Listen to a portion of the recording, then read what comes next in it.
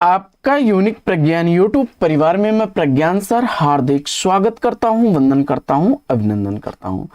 प्यारे साथियों, हम लोग हिंदी साहित्य का इतिहास का वस्तुनिष्ठ अध्ययन कर रहे थे और इस अध्ययन श्रृंखला में हम लोग पढ़ रहे थे प्रयोगवाद को। प्रयोगवाद के संदर्भ में अध्ययन को हम लोग आज वहीं से प्रारंभ करेंगे जहां पर कल की पाठचर्या में लिया था विराम। तो तार सप्तक के कवियों का संक्षिप्त विवरण और उनकी प्रमुख विशेषताओं पर हम लोग अध्ययन आज की इस पाठचर्या में करेंगे। तो इस पाठचर्या को प्रारंभ करें इससे पूर्व अगर वीडियो को पहली बार देख रहे हैं तो वह चैनल पर नए हैं तो कृपया चैनल को सब्सक्राइब, वीडियो को लाइक और शेयर करना बिल्कुल ना भूलें। तो बिना समय गंवाए प्रारंभ करते हैं आज की इस पाठचर्या को और आज पढ़ते हैं सच्चिदानंद हीरानंद वात्स्यायन अज्ञेय जी को।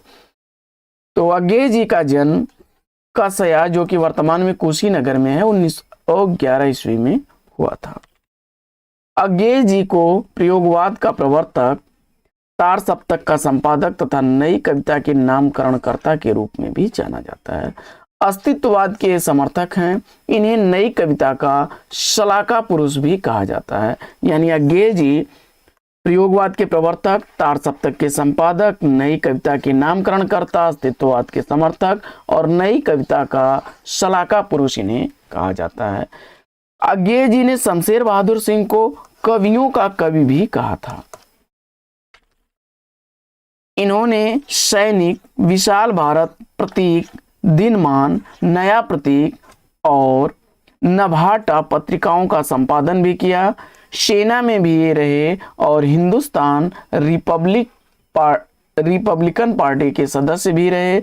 ऑल इंडिया रेडियो के समाचार विभाग से भी संबद्ध रहे और इन्हें परंपरा भंजक कवि भी कहा जाता है।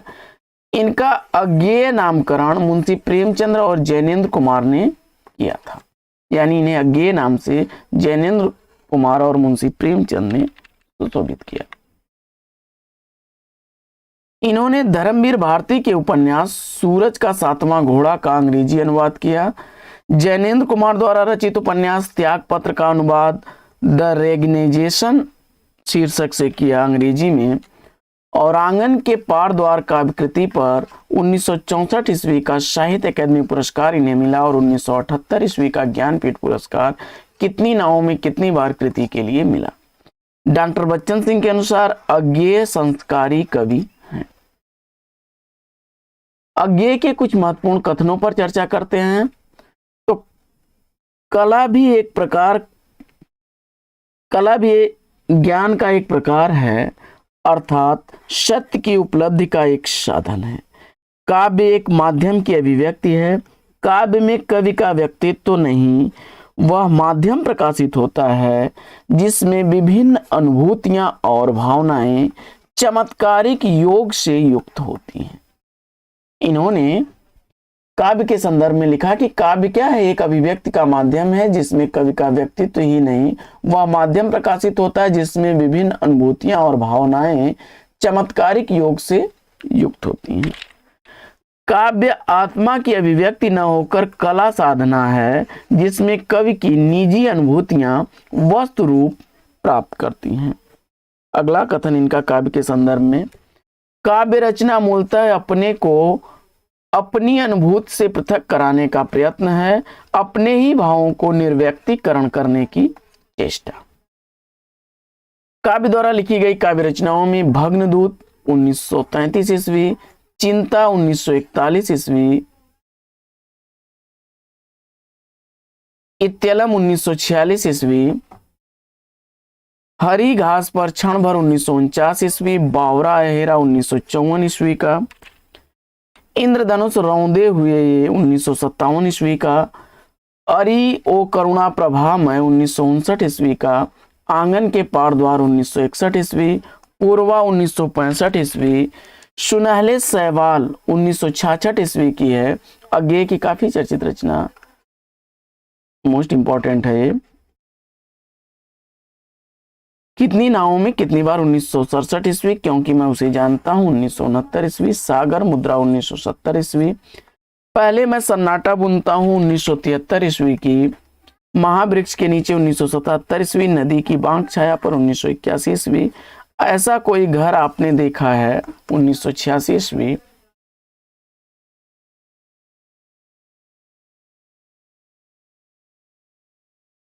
विपथगा परंपरा कोठरी की बात, शरणार्थी, जयदोल, अमर वल्लरी और अन्य कहानियां, ये तेरे प्रतिरूप, इनके द्वारा लिखे गए कहानी संग्रह हैं। उत्तर प्रियदर्शी अज्ञे द्वारा लिखा गया नाटक है। अज्ञे द्वारा लिखे गए उपन्यास में नदी के द्वीप, शेखर एक जीवनी, 2 भागों में और अपने अपने अजनबी प्रमुख उपन्यास हैं। अज्ञे के कुछ निबंध संग्रहों पर करते हैं चर्चा। तो त्रिशंकु, सबरंग, आत्मनेपद, हिंदी साहित्य का आधुनिक परिदृश्य, सबरंग और कुछ राग, आलवाल और लिखि कागज कोरे, भवंती, अंतरा, अद्यतन, जोग लिखी, संवत्सर, स्रोत और सेतु, शाश्वती, व्यक्ति और व्यवस्था, अपरोक्ष, युग संधियों पर, धार और किनारे, स्मृति लेखा, कहाँ है द्वारिका, आत्मपरक, कवि दृष्टि, छाया और जंगल, केंद्र और परिधि, सर्जना और संदर्भ, स्मृति के परिदृश्य, ये प्रमुख निबंध संग्रह हैं अज्ञे जी के। अज्ञे द्वारा लिखे गए संस्मरण में अरे यायावर रहेगा याद, एक बूंद, सहसा उछली, ये यात्रा साहित्य संस्मरण है इनका। इसके अलावा भारतेंदु विशेषांक, रूपांबरा और नव भारत टाइम्स का इन्होंने संपादन कार्य भी किया। भग्नदूत अज्ञे का पहला काव्य संग्रह है। इत्यलम 4 भागों में विभाजित रचना है। बंदी स्वप्न, ही हारिल, वंचना के दुर्ग और मिट्टी की इहा। बावरा अहेरी में अहेरी शब्द सूर्य का प्रतीक है और इस काव्य रचना की प्रारंभिक पंक्तियों पर फारसी के प्रसिद्ध कवि उमर खयाम की रुबाइयों का प्रभाव है। आगे अरि व करुणा प्रभा में 4 भागों में विभाजित रचना, रोपित्री, रूप के की, एक चीड़ का खाका और द्वारहीन द्वार। जिस प्रकार हरिवंश राय बच्चन ने अपने काव्य पर लगाए गए आक्षेपों का उत्तर मधुकलश में दिया है, उसी प्रकार अज्ञे ने अरि व करुणा प्रभामय में दिया है। अज्ञे ने हाइकू यानी जापानी काव्य शैली का भी प्रयोग किया है। इनकी प्रसिद्ध कविता असाध्य वीणा आंगन के पार द्वार काव्य संग्रह में संकलित है।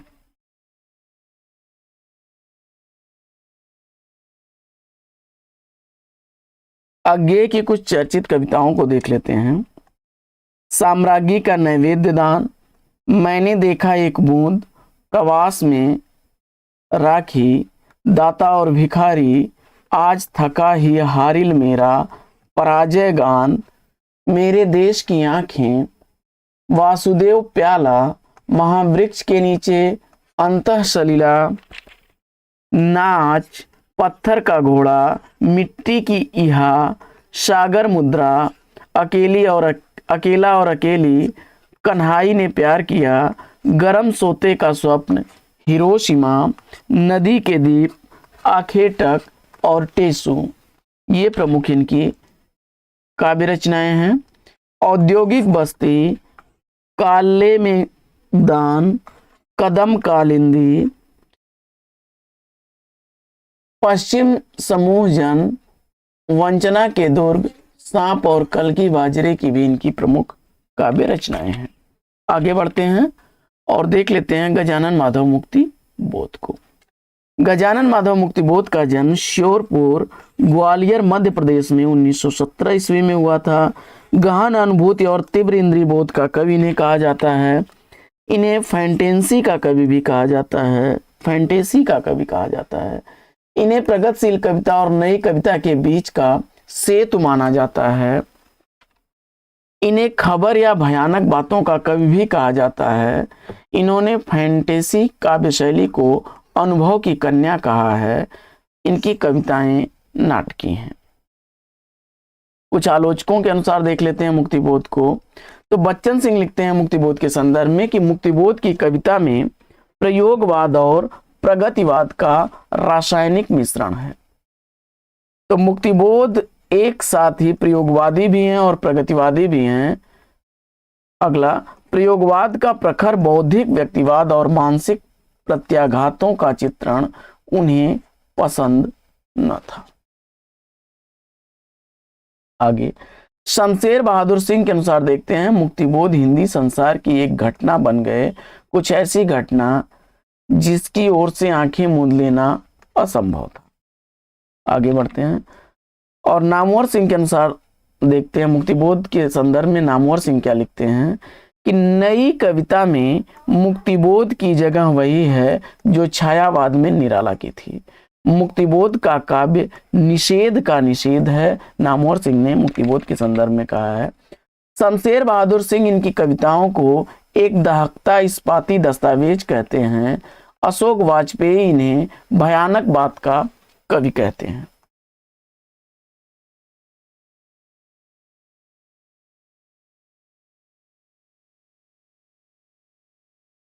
प्रभाकर माचवे के अनुसार मुक्तिबोध की कविता लावा है।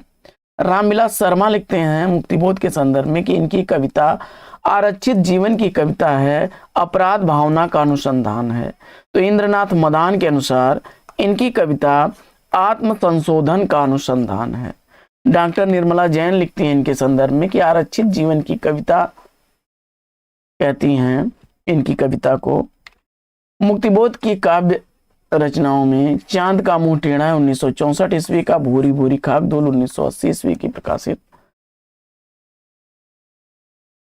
चांद के मुंह टेढ़ा के संदर्भ में रामस्वरूप चतुर्वेदी ने कहा है कि यह एक बड़े कलाकार की स्केच बुक लगता है।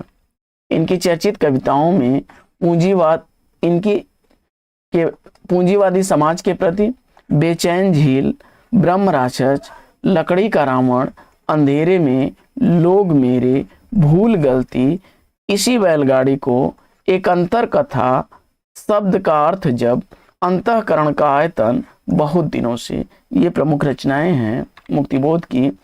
अंधेरे में कविता के संदर्भ में आलोचकों के कुछ विचार देख लेते हैं। तो रामस्वरूप चतुर्वेदी के अनुसार अंधेरे में एक लंबे खंडों में कवि की समस्या तत्वों का विज्ञान, रचना कैसे बाहर से अंदर आती है और फिर कैसे बाहर से दूर दूर तक परिव्याप्त हो जाती है। शमशेर बहादुर सिंह का अंधेरे में कविता के संदर्भ में है कथन कि हिंदी के स्वअस्थतम आधुनिक काव्य दृष्टि का यह अंधेरे में कविता सर्वोपरि विजय चिन्ह है। रामविलास शर्मा ने इसे अपराध भावना का अनुसंधान तथा नामवर सिंह ने अस्मिता की खोज कहा है। इंद्रनाथ मदान इसे आत्म संशोधन का अनुसंधान तथा प्रभाकर माचवे लावा कहते हैं। निर्मला जैन इसे अंतःस्थल का विप्लव कहती हैं, जबकि डॉक्टर रामविलास शर्मा आरक्षित जीवन की कविता कहते हैं। अंधेरे में कविता का प्रारंभिक नाम आशंका के दीप अंधेरे में था। भूल गलती, ब्रह्म राक्षस, लकड़ी का रावण, चकमक की चिंगारियां, एक स्वप्न कथा, अंतःकरण का आयतन, चंबल की घाटी, अंधेरे में, डूबता चांद कब डूबेगा, दिमागी गुहा अंधकार का, उरांग उटांग, मेरे सहचर मित्र आदि कविताएं इनकी चांद का मुंह टेढ़ा काव्य संकलन में संकलित हैं।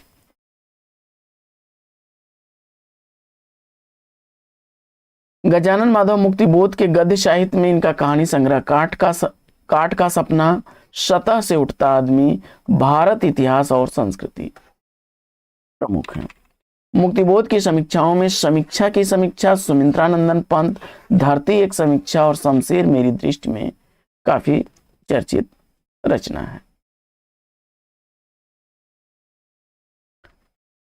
नई कविता में मुक्तिबोध की वही स्थिति है जो छायावाद में निराला थी, यह नामवर सिंह का कथन है। इनके संदर्भ में रामविलास शर्मा का कथन है कि मुक्तिबोध के काव्य में अस्तित्ववाद का लघु मानव भी है और रहस्यवाद का विराट पुरुष भी। अशोक वाजपेयी के अनुसार मुक्तिबोध एक कठिन समय के कठिन कवि हैं। अब इसके बाद रघुवीर शाह के संदर्भ में साथियों हम लोग अगली पाठचर्या में पढ़ेंगे। आज की इस पाठचर्या में लेते हैं यहीं पर विराम, फिर मिलेंगे आपसे अगले वीडियो में एक नए प्रकरण, एक नए टॉपिक, एक नए अंदाज में। तब तक के लिए लेते हैं आपसे विदा। आपका जीवन मंगलमय हो। Best wishes, best of luck. जय हिंद।